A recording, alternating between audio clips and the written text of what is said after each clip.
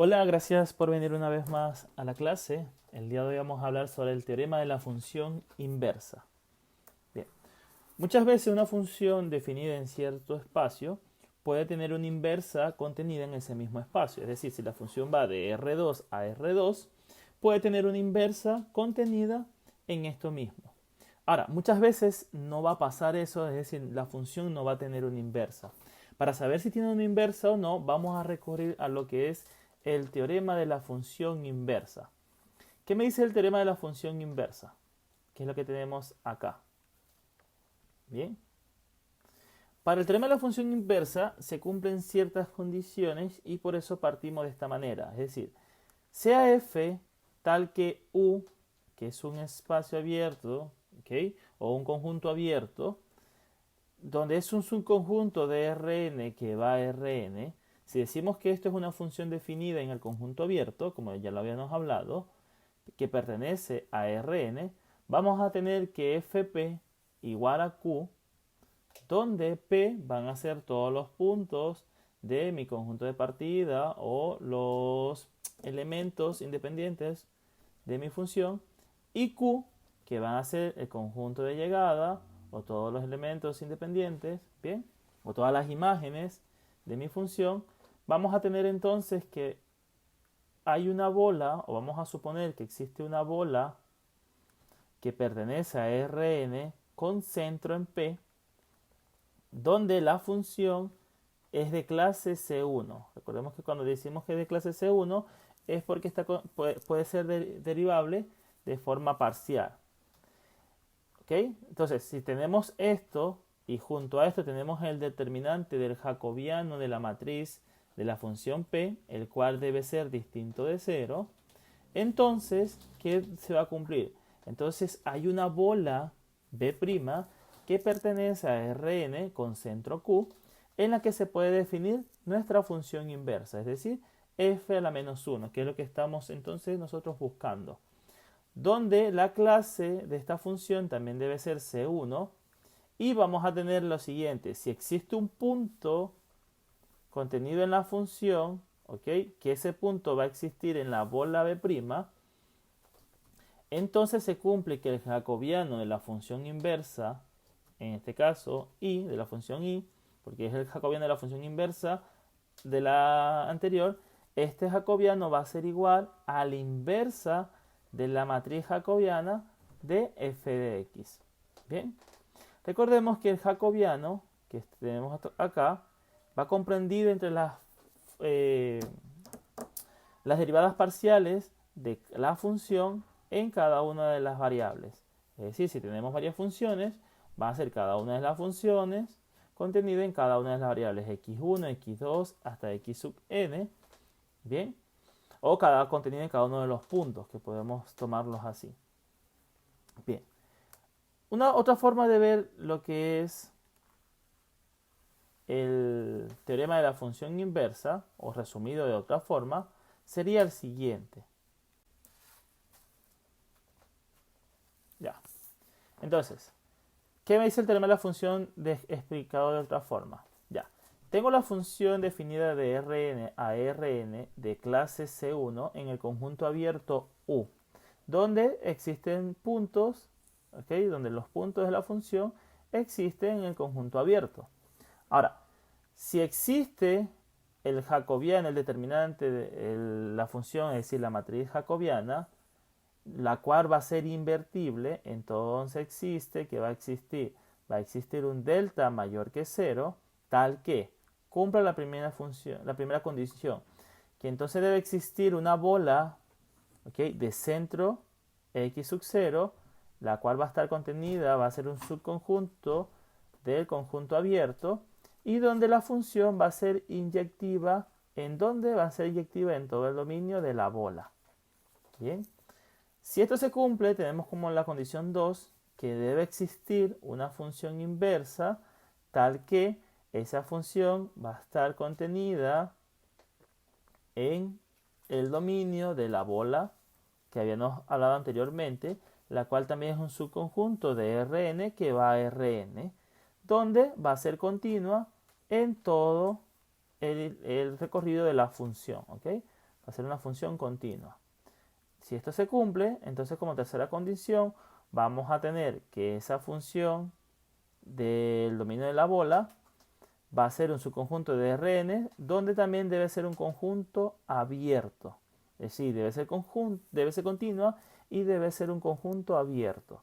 Al tener esto, tenemos entonces, como cuarta condición, que la función inversa es de clase C1 en todo el intervalo o todo el conjunto de la función con respecto a la bola.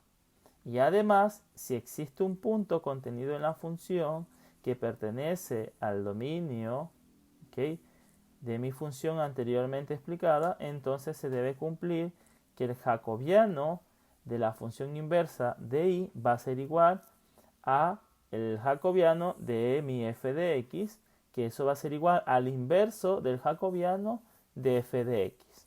¿Bien? Que tenemos otra forma de explicar lo que es el teorema de la función inversa. Vamos a proceder a un ejemplo para ver con mayor claridad todo el contenido, o sea, todo el teorema de la función inversa.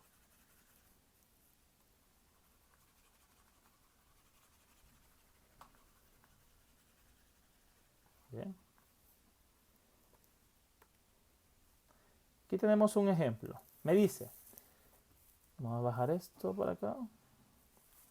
Ya, considera la función f de tal que R2 va a R2, es decir, está contenida en R2 a R2, dada por f de v, que va a ser igual a u al cuadrado más b al cuadrado, u al cuadrado más v. Es decir, esta función está contenida por otras dos funciones con variables v.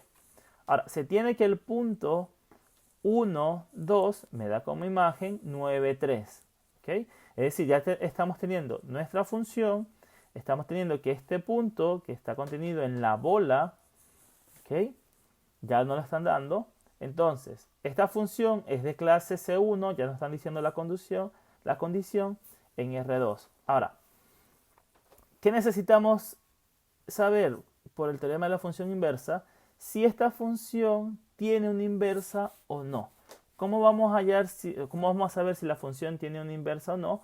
Vamos a hacerlo a través del determinante de la matriz jacobiana, ya que si ese determinante es distinto de 0, entonces tenemos que nuestra función va a tener una inversa, porque ya sabemos que cumple, que está contenida en el mismo plano, porque va de R2 a R2, que es de clase C1, entonces solamente nos faltaría hallar lo que es el determinante de la matriz jacobiana para que sea distinto de 0 y así saber si la función tiene una inversa o no. Ahora, las derivadas parciales de sus funciones en coordenadas, tenemos que x, ¿okay?, va a ser fu, b, que va a ser igual a u elevado a la 3 más b elevado a la 3. Y que y de la función g, v, va a ser la segunda función, recordemos, sería acá. ¿Okay? Esto para x, esto para y, entonces sería y, que es la función g de v variables, que va a ser u al cuadrado más u por b. Ahora, si vamos a hacer las derivadas parciales de cada uno, para hallar la matriz jacobiana, recordemos que la matriz jacobiana es esta. Entonces se diría la derivada de la función f con respecto a u. ¿Okay? Recordemos que esto sería f, luego viene, que sería ¿cuál? Si nos podemos analizar, sería la derivada de la función f, que f es esta, con respecto a u, que sería u elevado a la 3 más b elevado a la 3, pero acá vamos a derivar con respecto a u. Esta derivada nos daría entonces 3u al cuadrado, que es lo que tenemos acá. ¿Bien? O acá.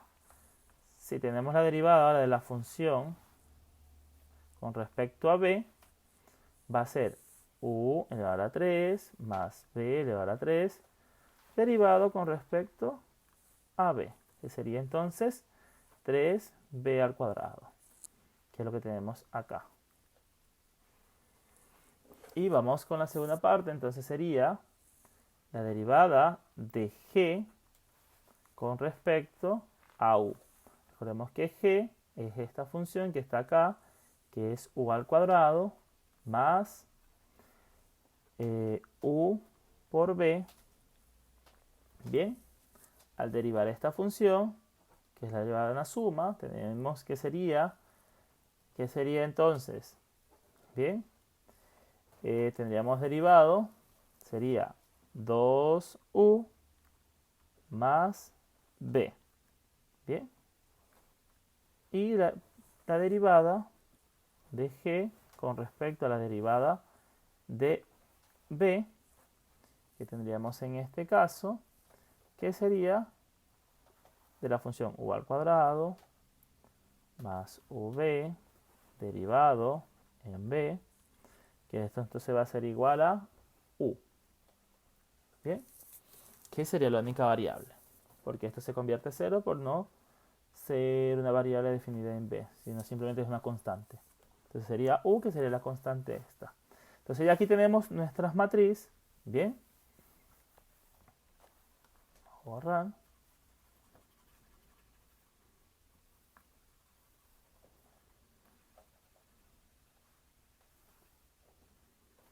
Ya. Al tener nuestra matriz, recordemos que en el ejemplo nos estaban dando el punto donde tenemos nuestra imagen, ¿ok? El punto donde está contenido la función que está dentro de la bola. Bien, es decir, que ya al tener esto podemos sustituir dentro de la matriz para localizar o para poder calcular lo que es el determinante. Bien. Vamos a borrar. Entonces, la cuadra en el punto 1, 2 es invertible, pues, ¿por qué va a ser invertible? Porque al sustituir el punto 1, 2 en la función, el determinante, en la matriz que habíamos hecho anteriormente, ¿ok? Vamos a poder hallar el determinante. El determinante nos da menos 45 y va a ser invertible porque es distinto de 0. Al ser distinto de 0, ya podemos decir que esta matriz va a ser invertible.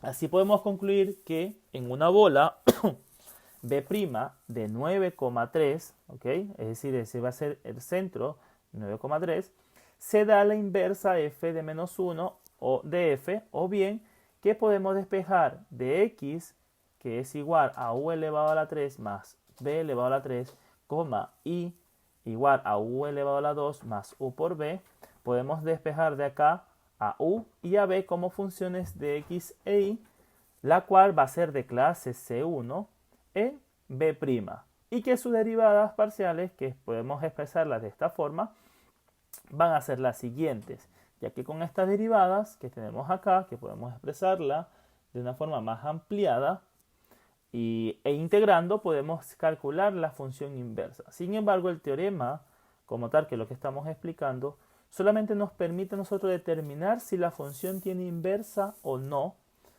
¿ok? Más no nos va a decir cuál es la función inversa. Esa función inversa ya uno la debe hacer aparte con cálculos que uno debe comprender, ya sea integrando, sea derivando, ¿ok? Pero lo que nos interesa del teorema es saber si nuestra función tiene una inversa o no. Bien, espero haya quedado muy claro. Nos vemos en una próxima ocasión. Hasta luego.